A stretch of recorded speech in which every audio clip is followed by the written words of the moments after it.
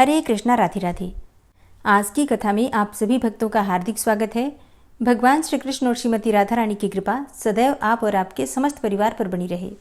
29 मार्च 2024 आज है शुक्रवार का दिन और आज आप सुनेंगे चैत्र मास की कथा का चौथा अध्याय। और अगर आप एकादशी व्रत के बारे में जानना चाहते हैं तो हमारे चैनल पर एकादशी व्रत की वीडियो अपलोड हो चुकी है, ज़रूर देख लीजिए। और अब भगवान श्री हरि विष्णु का ध्यान करके आज की पावन कथा का प्रारंभ करते हैं। ब्राह्मणों ने कहा, हे मुनिश्रेष्ठ, यदि हम लोगों पर आपका अनुग्रह हो तो उन श्रेष्ठ कर्मों का वर्णन कीजिए जिनसे संसार में कीर्ति और धर्म की प्राप्ति होती है।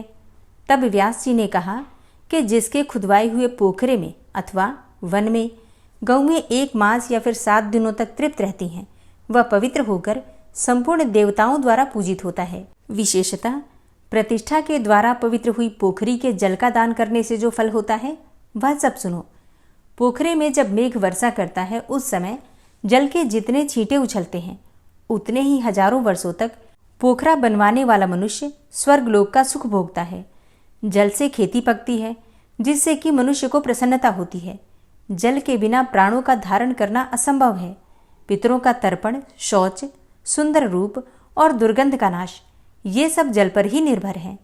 इस जगत में संग्रह किए हुए संपूर्ण बीजों का आधार जल ही है। कपड़े धोना और बर्तनों को मांज धोकर चमकीला बनाना, ये भी जल के ही अधीन है। इसलिए प्रत्येक कार्य में जल को ही पवित्र माना गया है। अतः सब प्रकार से प्रयत्न करके सारा बल और सारा धन लगाकर बावली, कुआं तथा पोखरा बनवाने चाहिए। जो मनुष्य निर्जन प्रदेश में जलाशय बनवाता है उसे प्रतिदिन इतना पुण्य प्राप्त होता है जिससे कि वह एक एक दिन के पुण्य के बदले एक एक कल्प तक स्वर्ग में निवास करता है। जो पुरुष प्रतिदिन दूसरों के उपकार के लिए 4 हाथ कुआं खोदता है वह एक एक वर्ष के पुण्य का एक एक कल्प तक स्वर्ग में रहकर उपभोग करता है।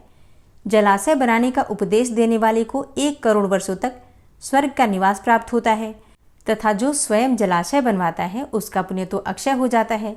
पूर्व काल की बात है, किसी धनी के पुत्र ने एक विख्यात जलाशय का निर्माण करवाया जिसमें उसने 10,000 सोने की मुहरें व्यय की थी।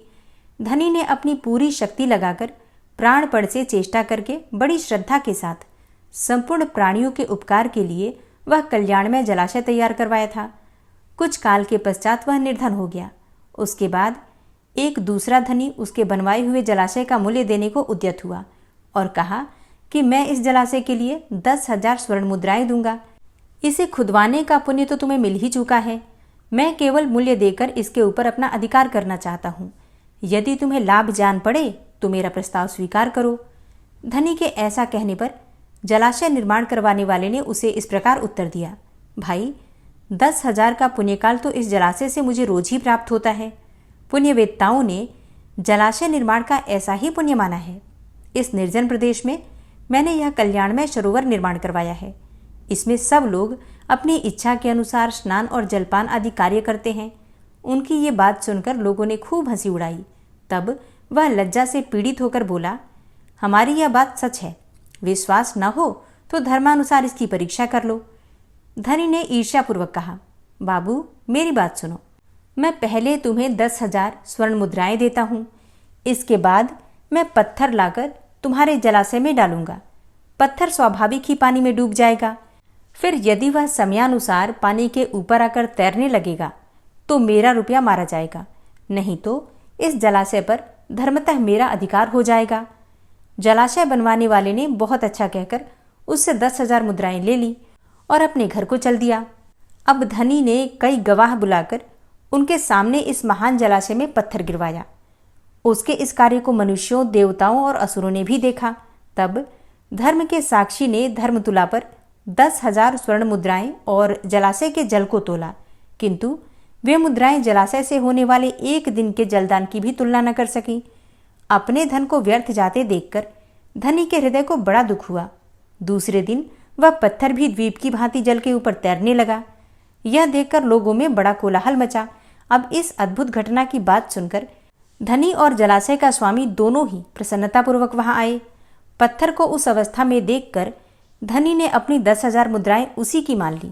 तत्पश्चात जलाशय के स्वामी ने ही वह पत्थर उठाकर दूर फेंक दिया। श्री व्यास जी आगे कहते हैं कि नष्ट होते हुए जलाशय को पुनः खुदवाकर उसका उद्धार करने से जो पुण्य प्राप्त होता है, उसके द्वारा मनुष्य स्वर्ग में निवास करता है तथा प्रत्येक जन्म में वह शांत और सुखी होता है। अपने गोत्र के मनुष्य, माता के कुटुंबी, राजा, सगे संबंधी, मित्र और उपकारी पुरुषों के खुदवाए हुए जलाशय का जीर्णोद्धार करवाने वाले को अक्षय फल की प्राप्ति होती है। तपस्वियों, अनाथों और विशेषतः ब्राह्मणों के लिए जलाशय खुदवाने से भी मनुष्य अक्षय स्वर्ग का सुख भोगता है। इसलिए हे ब्राह्मणों, जो अपनी शक्ति के अनुसार जलाशय आदि का निर्माण करवाता है, वह सब प्रकार के पापों के क्षय हो जाने से अक्षय पुण्य तथा मोक्ष को प्राप्त करता है। जो धार्मिक मनुष्य लोक में इस महान धर्ममय उपाख्यान को सुनता है और सुनाता है, उसे सब प्रकार के जलाशय दान करने का फल प्राप्त होता है। सूर्य ग्रहण के समय गंगा जी के उत्तम तट पर 1 करोड़ गोदान करने का जो फल प्राप्त होता है, वही इस प्रसंग को सुनने से मनुष्य को प्राप्त हो जाता है। तदनंतर व्यास जी कहते हैं कि अब मैं संपूर्ण वृक्षों के लगाने का अलग अलग फल कहूंगा। ध्यानपूर्वक सुनिए। जो जलाशय के तट पर चारों ओर पवित्र वृक्षों को लगाता है, उसके पुण्य फल का वर्णन नहीं किया जा सकता। अन्य स्थानों में वृक्ष लगाने से जो फल प्राप्त होता है, जल के समीप लगाने पर उसकी अपेक्षा करोड़ों गुना अधिक फल प्राप्त होता है। अपने बनवाए हुए पोखरे के किनारे वृक्ष लगाने वाला मनुष्य अनंत फल का भागी होता है। जलाशय के समीप पीपल का वृक्ष लगाकर मनुष्य जिस फल को प्राप्त करता है, वह सैकड़ों यज्ञों से भी नहीं मिल सकता। प्रत्येक पर्व के दिन जो उसके पत्ते जल में गिरते हैं, वे पिंड के समान होकर पितरों को अक्षय तृप्ति प्रदान करते हैं तथा उस वृक्ष पर रहने वाले पक्षी अपनी इच्छा के अनुसार जो फल खाते हैं, उसका ब्राह्मण भोजन के समान अक्षय फल प्राप्त होता है। गर्मी समय में गौ, देवता और ब्राह्मण जिस पीपल की छाया में बैठते हैं, उसे लगाने वाले मनुष्य के पितरों को अक्षय स्वर्ग की प्राप्ति होती है। अतः सब प्रकार से प्रयत्न करके पीपल का वृक्ष अवश्य लगाना चाहिए। एक वृक्ष लगा देने पर भी मनुष्य स्वर्ग से भ्रष्ट नहीं होता। रसों के क्रय विक्रय के लिए नियत रमणीय स्थान पर, मार्ग में और जलाशय के किनारे जो वृक्ष लगाता है, वह मनोरम स्वर्ग को प्राप्त होता है। हे ब्राह्मणों, पीपल के वृक्ष की पूजा करने से जो फल प्राप्त होता है, उसे बतलाता हूं, तुम ध्यानपूर्वक सुनो। जो मनुष्य स्नान करके पीपल के वृक्ष का स्पर्श करता है, वह सब प्रकार के पापों से मुक्त हो जाता है। जो बिना नहाए पीपल का स्पर्श करता है, उसे स्नान जन्य फल की प्राप्ति हो जाती है। अश्वत्थ के दर्शन से पापों का नाश हो जाता है और स्पर्श से लक्ष्मी की प्राप्ति होती है। उसकी प्रदक्षिणा करने से आयु बढ़ती है, मतलब परिक्रमा करने से, पीपल की परिक्रमा करने से आयु में वृद्धि होती है। अश्वत्थ को हविष्य, दूध, नैवेद्य, फूल, धूप और दीपक अर्पण करने से मनुष्य स्वर्ग से भ्रष्ट नहीं होता, अर्थात स्वर्ग की उसे प्राप्ति होती है। पीपल की जड़ के पास बैठकर जप करना, होम करना, स्तोत्र पाठ करना और यंत्र मंत्र आदि के द्वारा अनुष्ठान करना, इन सब का फल करोड़ गुना होता है। जिसकी जड़ में श्री विष्णु, तने में भगवान शंकर तथा अग्रभाग में साक्षात ब्रह्मा जी स्थित हैं, उसे संसार में कौन नहीं पूजेगा। सोमवती अमावस्या को मौन रहकर स्नान और 1000 गौओं का दान करने से जो फल प्राप्त होता है, वही फल अश्वत्थ वृक्ष को प्रणाम करने मात्र से प्राप्त हो जाता है। अश्वत्थ की 7 बार प्रदक्षिणा करने से 10,000 गौओं के और इससे अधिक अनेकों बार परिक्रमा करने पर करोड़ों गौओं के दान करने का फल प्राप्त होता है। अतः पीपल वृक्ष की परिक्रमा सदा ही करनी चाहिए। हे विप्रगण, पीपल के वृक्ष के नीचे जो फल, मूल और जल आदि का दान किया जाता है, वह सब अक्षय होकर जन्म जन्मांतरों में प्राप्त होता रहता है। पीपल के समान दूसरा कोई वृक्ष नहीं है। अश्वत्थ वृक्ष के रूप में साक्षात श्रीहरि ही इस भूतल पर विराजमान है। जैसे संसार में ब्राह्मण, गौ तथा देवता पूजनीय होते हैं, उसी प्रकार पीपल का वृक्ष भी अत्यंत पूजनीय माना गया है। पीपल को रोपने, रक्षा करने, छूने तथा पूजने से वह क्रमशः धन, पुत्र, स्वर्ग और मोक्ष प्रदान करता है। जो मनुष्य अश्वत्थ वृक्ष के शरीर में कहीं कुछ चोट पहुंचाता है, उसकी डाली या फिर टहनी काट लेता है, वह 1 कल्प तक नरक भोगकर चांडाल आदि की योनि में जन्म ग्रहण करता है। और जो कोई पीपल को जड़ से काट देता है, उसका कभी नरक से उद्धार ही नहीं होता। यही नहीं, उसकी पहली कई पीढ़ियां भयंकर रौरव नरक में पड़ती हैं।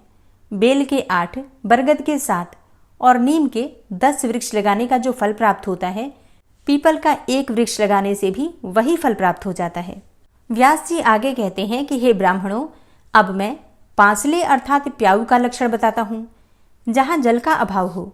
ऐसे मार्ग में पवित्र स्थान पर एक मंडप बनाएं। वह मार्ग ऐसा होना चाहिए जहाँ बहुत से पथिकों का आना जाना लगा रहता हो। वहाँ मंडप में जल का प्रबंध रखें और गर्मी, बरसात तथा शरद ऋतु में बटोहियों को जल पिलाता रहें। 3 वर्षों तक इस प्रकार पसले को अर्थात प्याऊ को चालू रखने से पोखरा खुदवाने का पुण्य प्राप्त हो जाता है। जो जलहीन प्रदेश में ग्रीष्म ऋतु में 1 मास तक पासला चलाता है अर्थात प्याऊ चलवाता है, वह 1 कल्प तक स्वर्ग में सम्मान पूर्वक निवास करता है। जो पोखरे आदि के फल को पढ़ता है अथवा सुनाता है वह पापों से मुक्त होता है और उसके प्रभाव से उसकी सद्गति हो जाती है। अब ब्रह्मा जी ने सेतु बांधने का जैसा फल बताया है वह भी सुनो। जहाँ का मार्ग दुर्गम हो, दुस्तर कीचड़ भरा हो तथा जो प्रचुर कंटकों से अकीर्ण हो, वहाँ पुल बंधवाकर मनुष्य पवित्र हो जाता है तथा देवत्व को प्राप्त होता है। जो एक बित्ते का भी पुल बंधवा देता है वह 100 दिव्य वर्षों तक स्वर्ग में निवास करता है। अतः जिसने पहले कभी एक बित्ते का भी पुल बंधवाया है वह राजवंश में जन्म ग्रहण करता है और अंत में महान स्वर्ग को प्राप्त होता है। इसी प्रकार जो गोचर भूमि छोड़ता है वह कभी स्वर्ग से नीचे नहीं गिरता। गोचर भूमि अर्थात जहाँ पर गौएं चरती हैं। गोदान करने वाले को जो गति प्राप्त होती है वही उसकी भी होती है। जो मनुष्य यथाशक्ति गोचर भूमि छोड़ता है उसे प्रतिदिन 100 से भी अधिक ब्राह्मणों को भोजन कराने का पुण्य फल प्राप्त होता है। और जो पवित्र वृक्ष और गोचर भूमि का उच्छेद करता है उसकी 21 पीढ़ियां रौरा नरक में पकाई जाती हैं। गांव के गोपाल तक को चाहिए कि गोचर भूमि को नष्ट करने वाले मनुष्य का पता लगाकर उसे दंड दे।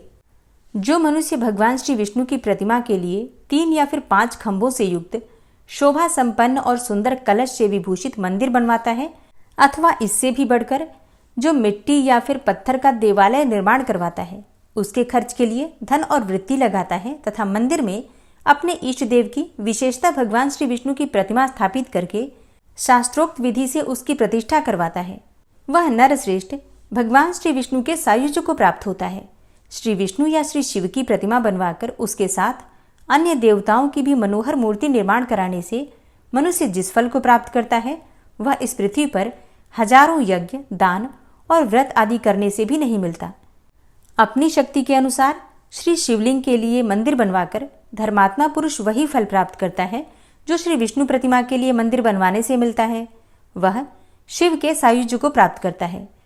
जो मनुष्य अपने घर में श्री भगवान शंकर की सुंदर प्रतिमा स्थापित करता है वह 1 करोड़ कल्पों तक देवलोक में निवास करता है। जो मनुष्य प्रसन्नता पूर्वक श्री गणेश जी का मंदिर बनवाता है वह देवलोक में पूजित होता है। उसी प्रकार जो नरश्रेष्ठ भगवान सूर्य का मंदिर बनवाता है उसे उत्तम फल की प्राप्ति होती है। सूर्य प्रतिमा के लिए पत्थर का मंदिर बनवाकर मनुष्य 100 करोड़ कल्पों तक स्वर्ग भोगता है। जो इष्ट देव के मंदिर में 1 मास तक अहर्निश घी का दीपक जलाता है, मतलब अखंड दीपक प्रज्वलित करता है पूरे 1 महीने तक, वह उत्तम देवताओं से पूजित होकर 10,000 दिव्य वर्षों तक स्वर्गलोक में निवास करता है। तिल के अथवा दूसरे किसी तेल से दीपक जलाने का फल घी की अपेक्षा आधा होता है, अर्थात जो दीपक हम घी से प्रज्वलित करते हैं उसका फल बाकी सभी चीजों से अधिक होता है। 1 मास तक जल चढ़ाने से जो फल मिलता है उससे मनुष्य ईश्वर भाव को प्राप्त होता है।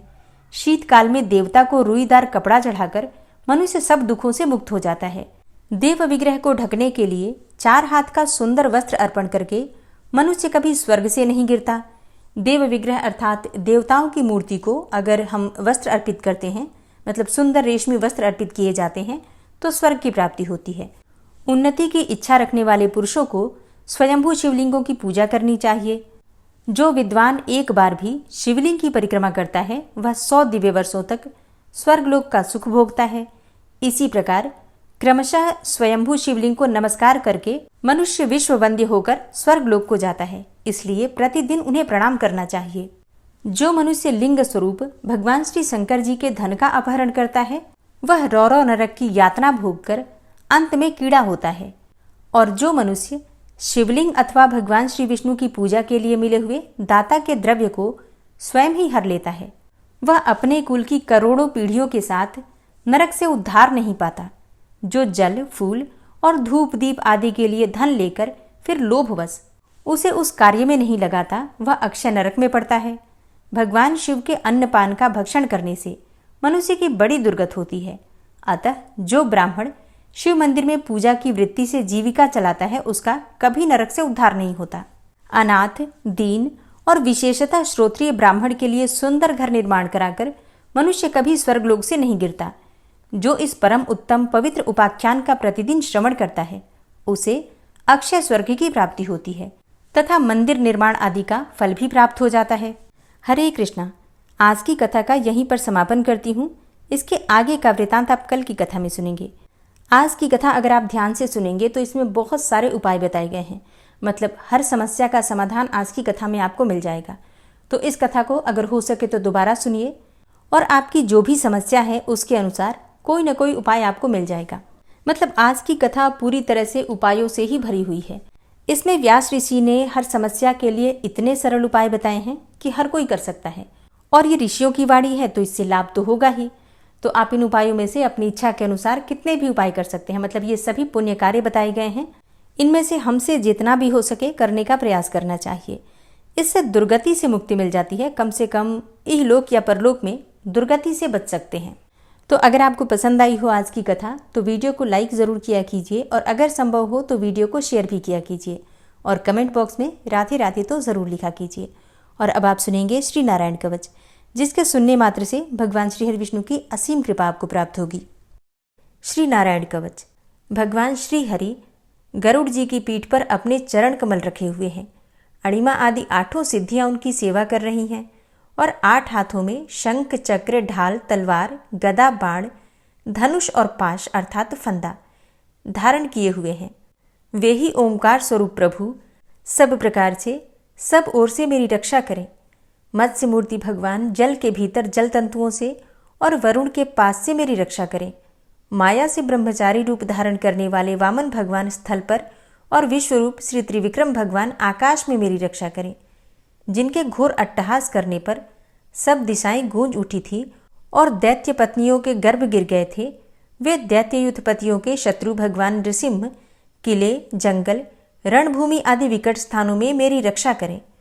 अपनी दाढ़ों पर पृथ्वी को उठा लेने वाले यज्ञ मूर्ति वाराह भगवान मार्ग में, परशुराम जी पर्वतों के शिखरों पर और लक्ष्मण जी के सहित भरत के बड़े भाई भगवान रामचंद्र प्रवास के समय मेरी रक्षा करें। भगवान नारायण मारण, मोहन आदि भयंकर अभिचारों और सब प्रकार के प्रमादों से मेरी रक्षा करें।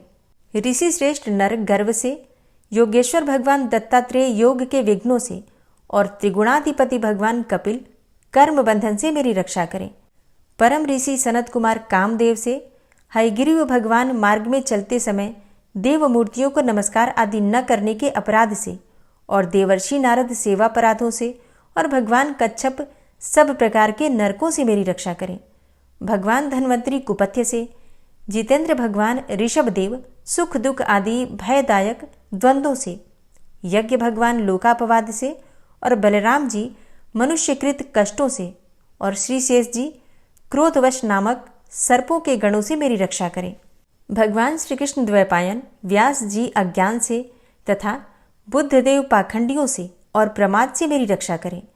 धर्म रक्षा करने वाले महान अवतार धारण करने वाले भगवान कल्कि पाप बहुल कलिकाल के दोषों से मेरी रक्षा करें। प्रातःकाल भगवान केशव अपनी गदा लेकर, कुछ दिन चढ़ जाने पर भगवान गोविंद अपनी बांसुरी लेकर और दोपहर के पहले भगवान नारायण अपनी तीक्ष्ण शक्ति लेकर और दोपहर को भगवान विष्णु चक्रराज सुदर्शन लेकर मेरी रक्षा करें। तीसरे पहर में भगवान मधुसूदन अपना प्रचंड धनुष लेकर मेरी रक्षा करें और सायंकाल में ब्रह्मा आदि त्रिमूर्तिधारी माधव, सूर्यास्त के बाद ऋषिकेश, अर्धरात्रि के पूर्व तथा अर्धरात्रि के समय अकेले भगवान पद्मनाभ मेरी रक्षा करें। रात्रि के पिछले प्रहर में श्रीवत्स लांछन श्रीहरि, उषा काल में खड्गधारी भगवान जनार्दन और सूर्योदय से पूर्व श्री दामोदर और संपूर्ण संध्याओं में काल मूर्ति भगवान विश्वेश्वर मेरी रक्षा करें। हे सुदर्शन, आपका आकार चक्र रथ के पहिए की तरह है। आपके किनारे का भाग प्रलयकालीन अग्नि के समान अत्यंत तीव्र है। आप भगवान की प्रेरणा से सबोर घूमते रहते हैं। जैसे आग वायु की सहायता से सूखे घास फूस जला डालती है, वैसे ही आप हमारी शत्रु सेना को शीघ्र से जला दीजिए। हे कौमुद की गदा, आपसे छूटने वाली चिंगारियों का स्पर्श वज्र के समान असह्य है। आप भगवान अजित की प्रिया हैं और मैं उनका सेवक हूँ। इसलिए आप कुष्मांड, विनायक, यक्ष, राक्षस, भूत और प्रेत आदि ग्रहों को अभी कुचल डालिए तथा मेरे शत्रुओं को चूर चूर कर दीजिए। हे शंखश्रेष्ठ, आप भगवान श्री कृष्ण के फूंकने से भयंकर शब्द करके मेरे शत्रुओं का दिल दहला दीजिए एवं यातुधान, प्रमथ, प्रेत, मातृका, पिशाच तथा ब्रह्म राक्षस आदि भयावने प्राणियों को यहाँ से तुरंत भगा दीजिए। भगवान की श्रेष्ठ तलवार, आपकी धार बहुत तीक्ष्ण है। आप भगवान की प्रेरणा से मेरे शत्रुओं को छिन्न भिन्न कर दीजिए। भगवान की प्यारी ढाल, आप में सैकड़ों चंद्राकार मंडल है। आप पाप दृष्टि, पापात्मा शत्रुओं की आंखें बंद कर दीजिए और उन्हें सदा के लिए अंधा बना दीजिए। सूर्य आदि ग्रह, धूमकेतु, पुच्छल तारे आदि केतु, दुष्ट मनुष्य, सर्प आदि रेंगने वाले जंतु, दाढ़ों वाले हिंसक पशु, भूत प्रेत आदि तथा पापी प्राणियों से हमें जो भय हो और जो हमारे मंगल के विरोधी हों, वे सभी भगवान के नाम, रूप तथा आयुधों का कीर्तन करने से तत्काल नष्ट हो जाएं। बृहद, रथंतर आदि सामवेदीय स्तोत्रों से जिनकी स्तुति की जाती है, वे वेद मूर्ति भगवान गरुड़ और विश्वक्सेन जी अपने नामोच्चारण के प्रभाव से हमें सब प्रकार की विपत्तियों से बचाएं। श्रीहरि के नाम, रूप, वाहन, आयुध तथा श्रेष्ठ पार्षद हमारी बुद्धि, इंद्रिय, मन और प्राणों को सब प्रकार की आपत्तियों से बचाएं। जितना भी कार्य अथवा कारण रूप जगत है वह वास्तव में भगवान ही है। इस सत्य के प्रभाव से हमारे सारे उपद्रव नष्ट हो जाएं। जो लोग ब्रह्म और आत्मा की एकता का अनुभव कर चुके हैं, उनकी दृष्टि में भगवान का स्वरूप समस्त विकल्पों से रहित है, भेदों से रहित है।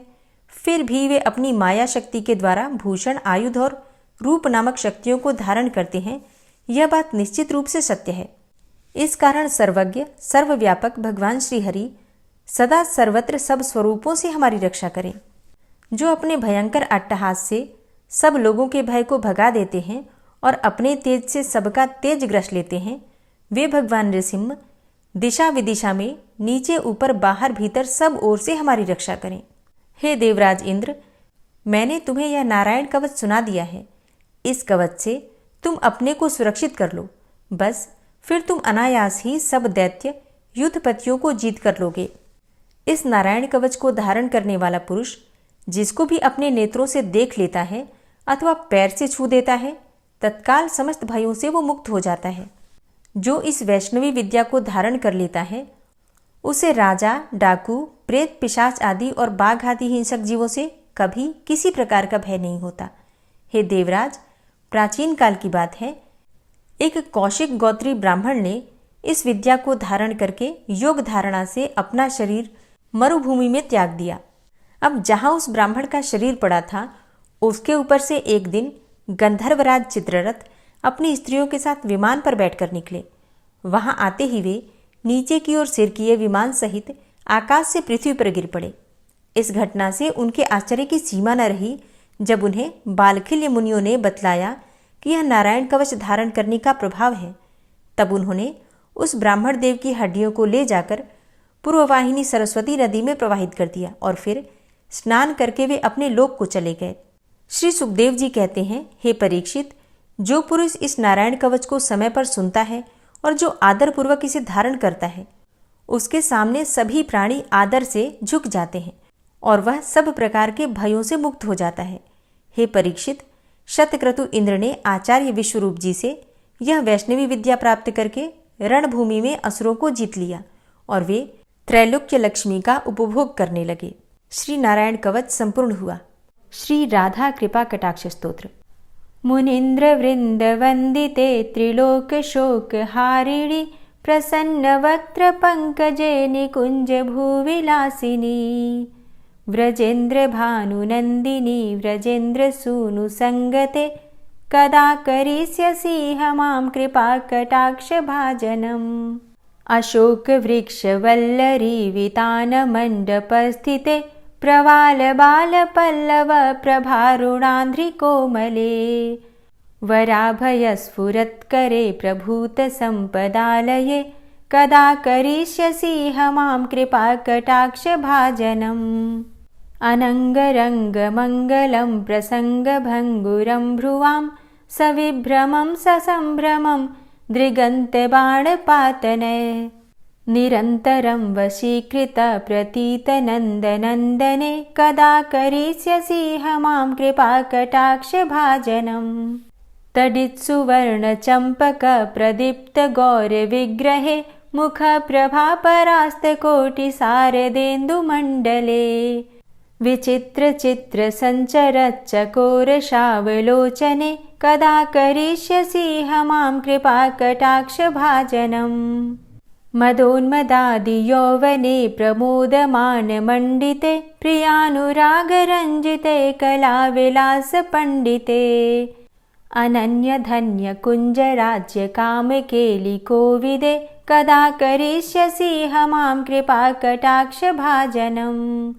अशेषहावभावधीरहीरहारभूषिते प्रभूतशातकुम्भकुम्भकुम्भिकुम्भसुस्तनि प्रशस्तमन्दहास्यचूर्णपूर्णसौख्यसागरे कदा करिष्यसि मां कृपाकटाक्षभाजनम्। मृणालवालवल्लरीतरङ्गरङ्गदौर्लते लताग्रलास्यलोलनीललोचनावलोकने ललल्लुलन्मिलन्मनोज्ञमुग्धमोहिनाश्रिते कदा करिष्यसि मां कृपाकटाक्षभाजनम्। सुवर्णमल्लिकाञ्चितत्रिरेखकम्बुकण्ठगे त्रिसूत्रमङ्गलीगुणत्रिरत्नदीप्तिदीधिते सलोलनीलकुन्तलप्रसूनगुच्छगुम्फिते कदा करिष्यसि मां कृपाकटाक्षभाजनम्। नितम्बबिम्बलम्बमानपुष्पमेखलागुणे प्रशस्तरत्नकिङ्किणीकलापमध्यमञ्जुले करीन्द्रशुण्डदण्डिकावरोहशोभगोरुके कदा करिष्यसि मां कृपाकटाक्षभाजनम्।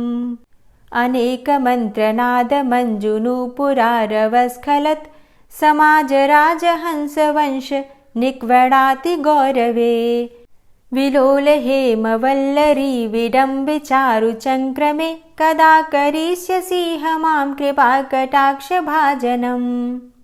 अनन्तकोटिविष्णुलोकनम्रपद्मजार्चिते हिमाद्रिजापुलोमजाविरिञ्चिजावरप्रदे अपारसिद्धिरिद्धिदिग्धसत्पदाङ्गुलीनखे कदा करिष्यसि मां कृपाकटाक्षभाजनम्।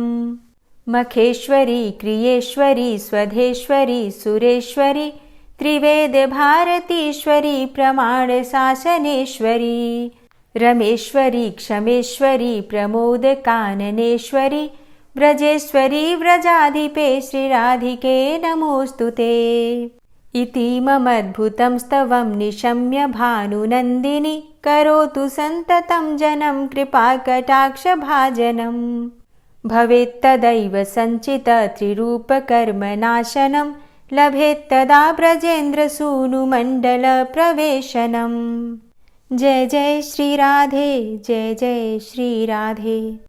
ॐ विश्वं विष्णुर्वषट्कारो भूतभव्य भवत्प्रभु भूतकृत भूतभृद्भावो भूतात्मा भूतवाहन भूतात्मा परमात्मा च मुक्तानां परमागति अव्ययः पुरुषः साक्षी क्षेत्रज्ञो अक्षर एव च योगो योगविदां नेता प्रधानपुरुषेश्वरः नारसिंहवपुः श्रीमान् केशवः पुरुषोत्तमः सर्वः शर्वः शिवस्थाणुर्भूतादिर्निधिर्व्ययः सम्भवो भावनो भर्ता प्रभवः प्रभुरीश्वरः स्वयंभू शम्भुरादित्यः पुष्कराक्षो महास्वनः अनादिनिधनो धाता विधाता धातुरुत्तमः अप्रमेयो ऋषिकेश पद्मनाभो अमरप्रभु विश्वकर्मा मनुस्त्वष्टा स्थविष्ठः स्थविरो ध्रुवः अग्राह्यः शाश्वतः कृष्णो लोहिताक्षः प्रतर्दनः प्रभूतस्त्रिककुब्धाम पवित्रं मङ्गलं परम् ईशानः प्राणदः प्राणो ज्येष्ठः श्रेष्ठः प्रजापति हिरण्यगर्भो भूगर्भो माधवो मधुसूदनः ईश्वरो विक्रमी धन्वी मेधावी विक्रमः क्रमः अनुत्तमो दुराधर्षः कृतज्ञः कृतिरात्मवान् सुरेशः शरणं शर्म विश्वरेताः प्रजाभवः अह संवत्सरो व्यालः प्रत्ययः सर्वदर्शनः अजः सर्वेश्वर सिद्धः सिद्धे सर्वादिर्च्युतः वृषाकपिर्मेयात्मा सर्वयोगविनिश्रितः वसुर्वसुमनः सत्यः समात्मा संमितः समः अमोघ पुण्डरीकाक्षो वृषकर्मा वृषाकृतिः रुद्रो बहुशिरा बभ्रुर्विश्वयोनिः शुचिश्रवा अमृतः शाश्वतस्थाणुर्वरारोहो महातपः सर्वगः सर्वविद्भानुर्विश्वक्सेनो जनार्दनः वेदो वेदविद्व्यङ्गो वेदाङ्गो वेदवित्कविः लोकाध्यक्ष सुराध्यक्षो धर्माध्यक्ष कृताकृता चतुरात्मा चतुर्व्यूहश्चतुर्द्रष्टश्चतुर्भुजा भ्राजिष्णुर्भोजनं भोक्ता सहिष्णुर्जगदाति च अनघो विजयो जेता विश्वयोनिः पुनर्वसु उपेन्द्रो वामनः प्रांशुर्मोघः शुचिरुर्जिता अतीन्द्रः संग्रहः सर्गो धृतात्मा नियमो यमः वेद्यो वैद्यः सदा योगी वीरः माधवो मधु अतीन्द्रियो महामायो महोत्साहो महाबलः महाबुद्धिर्महावीर्यो महाशक्तिर्महाद्युति अनिर्देश्य वपुः श्रीमान् मेयात्मा महाधृतिर् महिश्वासो महिभर्ता श्रीनिवास सतां गति अनिरुद्ध सुरानन्दो गोविन्दो गोविन्दाम्पति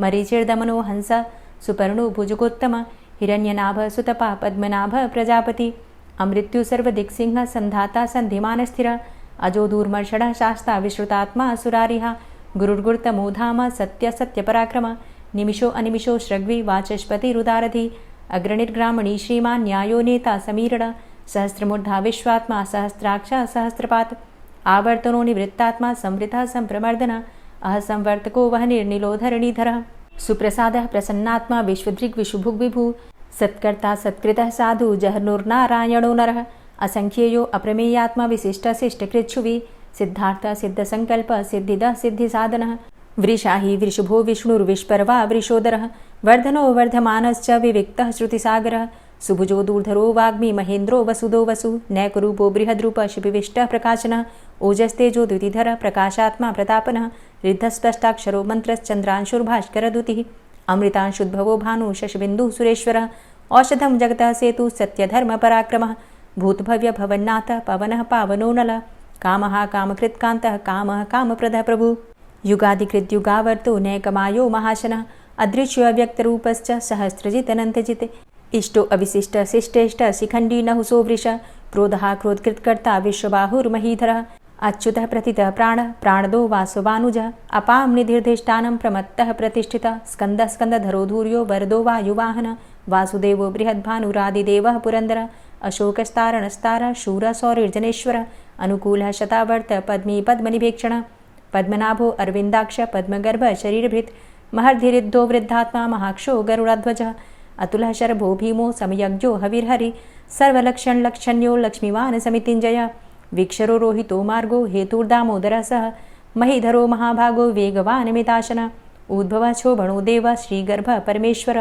करणं कारणं कर्ता विकर्ता गहनो गुह व्यवसायो व्यवस्थान संस्थान स्थानदो ध्रुव परर्थी परमस्पस्तुष्ट पुष्ट शुभेक्षण रामो विरामो विरजो मार्गो नेयो नयोनयः वीर शक्तिमतां श्रेष्ठो धर्मो धर्मविदुत्तमः वैकुण्ठः पुरुषः प्राणः प्राणदः प्रणवः पृथु हिरण्यगर्भः शत्रुघ्नो व्याप्तो वायुरुधोक्षजः ऋतुः सुदर्शनः कालः परमेष्ठी परिग्रहः उग्रः संवत्सरो दक्षो विश्रामो विश्वदक्षिणः विस्तारः स्थावरस्थाणु प्रमाणं बीजमव्ययम् अर्थो अनर्थो महाकोशो महाभोगो महाधनः अनिर्विण्णः स्थविष्टोऽभू धर्मयुपो महामख नक्षत्रनेमिर्नक्षत्री क्षम छामः समीहनः यज्ञ इज्जो महिज्यश्च क्रतुसत्रं सतां गतिः सर्वदर्शी विमुक्तात्मा सर्वज्ञो ज्ञानमुत्तमं सुव्रतः सुमुखः सुष्मा सुघोषः सुखदः सुहृतः मनोहरो जित्क्रोधो वीरबाहुर्विदारणः स्वापनः स्ववसो व्यापी नैकात्मा नैककर्मकृत् वत्सरो वत्सलो वत्सी रत्नगर्भो धनेश्वरः धर्मगुप्त धर्मकृद्धर्मी सदसक्षरमक्षरम् अविज्ञाता सहस्रांशुर्विधाता कृतलक्षणः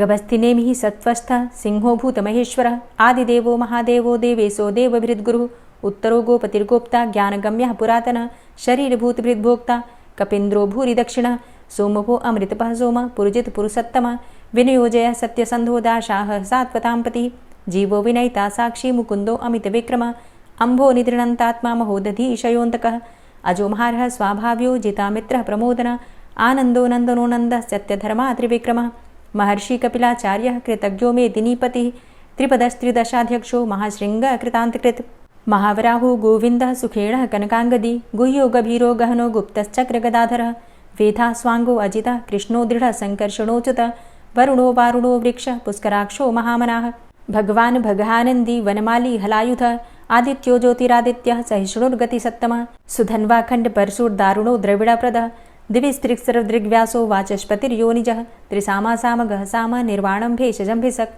संन्यासकृत क्षमः शांतो निष्ठा शांति परायणम शुभांग शांतिद स्रष्टा कुमुदः कुवलेशय गोहितो गोपतिर्गोप्ता वृषभाक्षो वृषप्रिय अनिवर्ति निवृतात्मा संक्षेप्ता चेमकृच्छिव श्रीवत्सवक्षा श्रीवास श्रीपति श्रीमतांबर श्रीद श्रीश श्रीनिवास श्रीनिधि श्रीविभावन श्रीधर श्रीकर श्रेय श्रीमान लोकत्रयाश्रय स्वक्ष स्वंग शतानंदो नंदिर्ज्योतिर्गणेश्वर विजितात्मा विधेयात्मा सत्कीर्तिश्छिन्न संशय उदीर्ण सर्वतक्षसुर निश शाश्वत स्थिर भूषयो भूषणो भूतिर्विशोक शोकनाशन अर्चिष्मानर्चित कुंभो विशुद्धात्मा विशोधन अनिरुद्धो अप्रतिरथ प्रद्युम्नो अमित विक्रम कालिनेमि निहावीर शौरी सूरजनेश्वर त्रिलोकात्मा त्रिलोकेशः केशवः केशिहारी कामदेवः कामपालः कामीकान्तः कृतागमः अनिर्देशव पुर्विष्णोर्वीरो अनंतो धनंजयः ब्रह्मण्यो ब्रह्मकृत् ब्रह्मा ब्रह्म ब्रह्म विवर्धन ब्रह्मविद् ब्राह्मणे ब्रह्मी ब्रह्मज्ञो ब्राह्मण प्रिय महाक्रमो महाकर्मा महातेजा महोरगः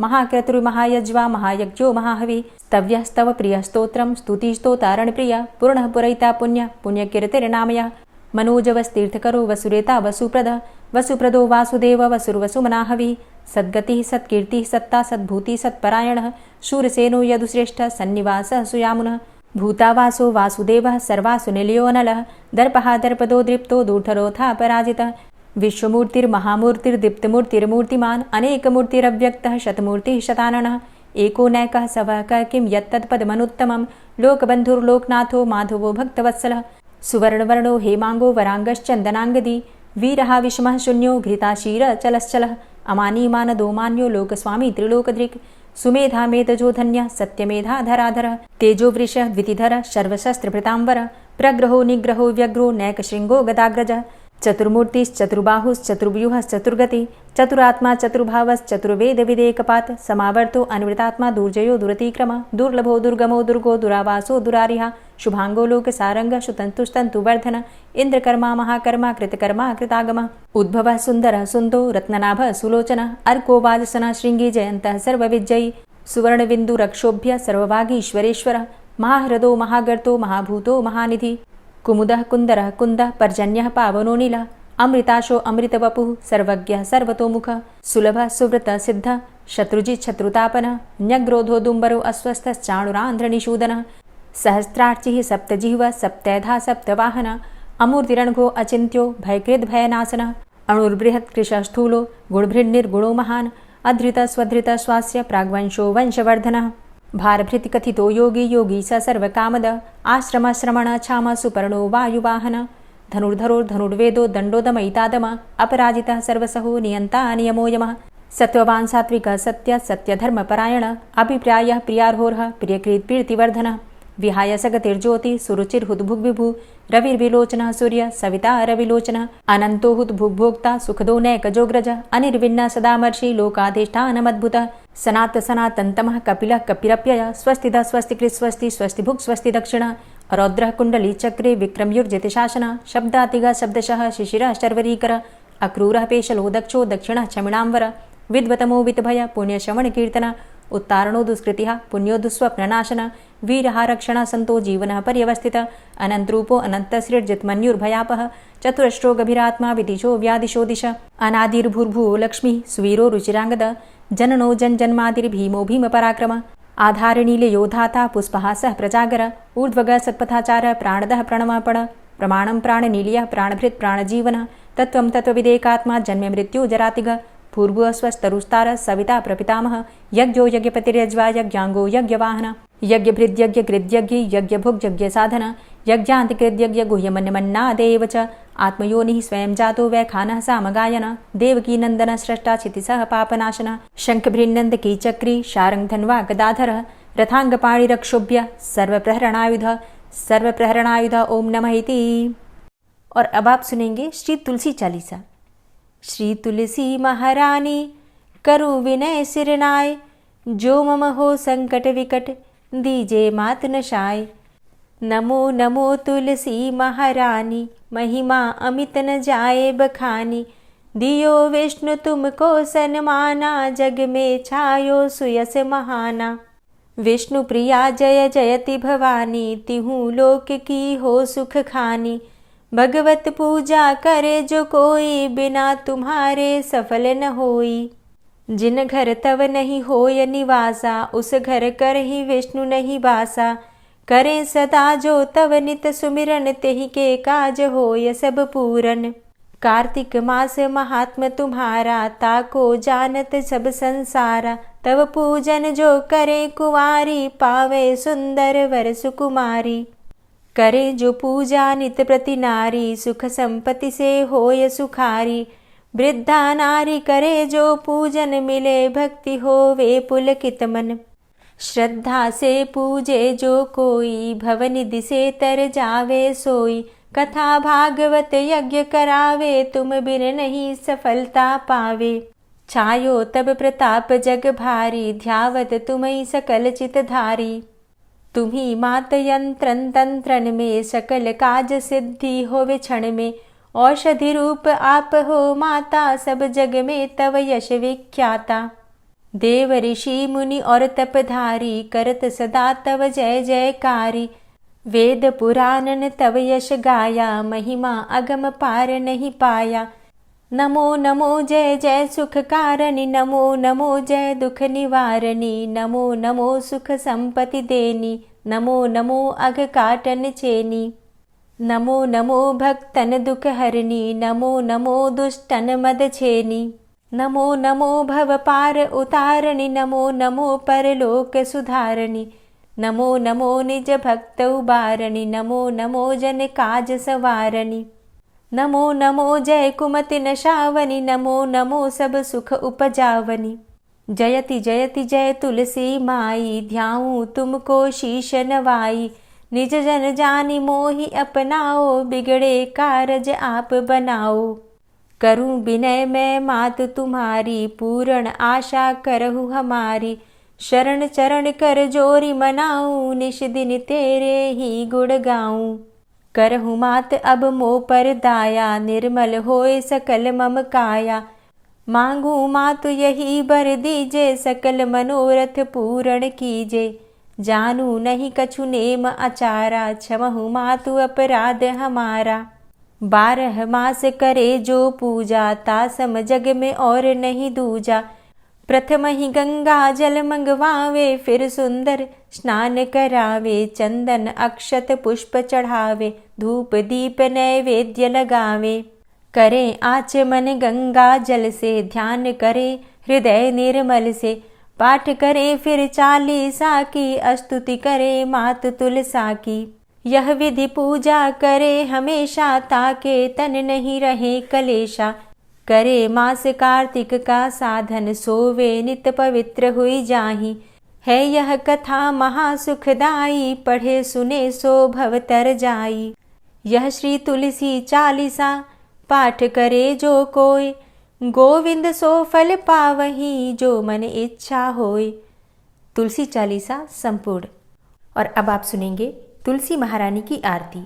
तुलसी महारानी नमो नमो, हरि की पटरानी नमो नमो। तुलसी महारानी नमो नमो, हरि की पटरानी नमो नमो। धन्य तुलसी पूर्ण तप कीनो, धन्य तुलसी पूर्ण तप कीनो। शालिग्राम की बनी पटरानी नमो नमो। तुलसी महारानी नमो नमो, हरि की पटरानी नमो नमो। जाके पत्र मंजरी कोमल, जाके पत्र मंजरी कोमल। श्रीपति कमल चरण लपटानी नमो नमो, हरि की पटरानी नमो नमो। तुलसी महारानी नमो नमो। धूप दीप नैवेद्य आरती, धूप दीप नैवेद्य आरती। पुष्पन की वर्षा बरसानी नमो नमो, हरि की पटरानी नमो नमो। तुलसा महारानी नमो नमो। 56 भोग 36 व्यंजन, 56 भोग 36 व्यंजन। बिन तुलसा हरि एक न मानी नमो नमो। तुलसी महारानी नमो नमो, हरि की पटरानी नमो नमो।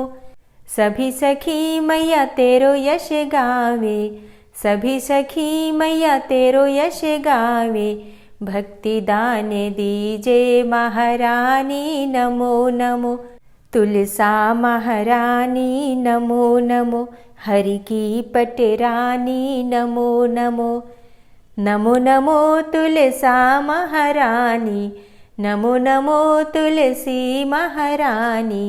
तुलसी महारानी नमो नमो।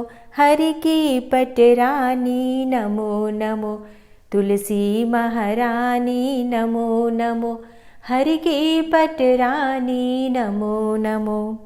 प्रेम से बोलिए तुलसी मैया की जय। दोस्तों, उम्मीद करती हूँ आज की कथा आपको ज़रूर पसंद आई होगी। तो अगर कथा पसंद आई हो तो वीडियो को लाइक ज़रूर किया कीजिए और अगर संभव हो तो वीडियो को ज़्यादा से ज़्यादा शेयर कीजिए। और हाँ, कमेंट बॉक्स में राधे राधे ज़रूर लिखा कीजिए। और जो भक्त इस चैनल पर पहली बार आए हैं, अभी तक आपने चैनल को सब्सक्राइब नहीं किया है, तो आज की वीडियो अगर आपको अच्छी लगे तो चैनल को सब्सक्राइब करके बेल आइकन को ज़रूर प्रेस कर लीजिए। इससे ये होगा कि इस चैनल पर जो भी नई वीडियो अपलोड होंगी उनकी नोटिफिकेशन आपको सही समय पर प्राप्त होगी। मिलती हूँ मैं आपसे अगली वीडियो में, तब तक के लिए जय श्री राधे।